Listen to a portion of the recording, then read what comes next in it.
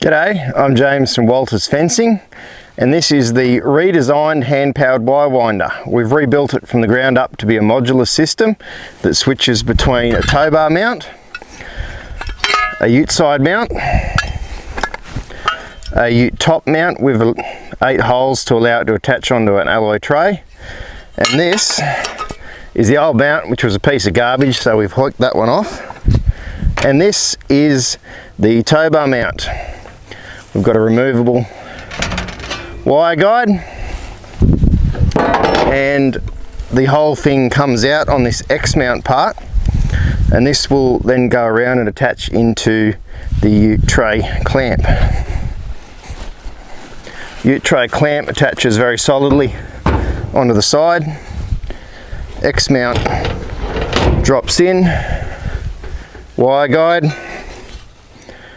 falls into place, 2 bolts to do up there, and then we're ready to wind. By the way, if you want to figure out how to actually set this up when you've got one in hand, refer to our other YouTube videos. We've got a range of mounting options. First off, we've got the ute tray side mount, which clamps in to the rope rail on a steel or alloy tray, and that clamps in nice and tight with a wedge.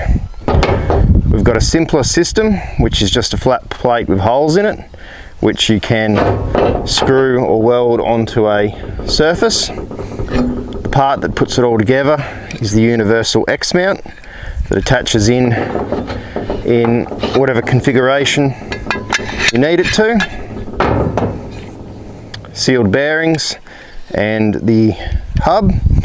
And the beauty of this is you've got a bit of square hollow section, 50 by 50 with a 2.5 mil wall preferably.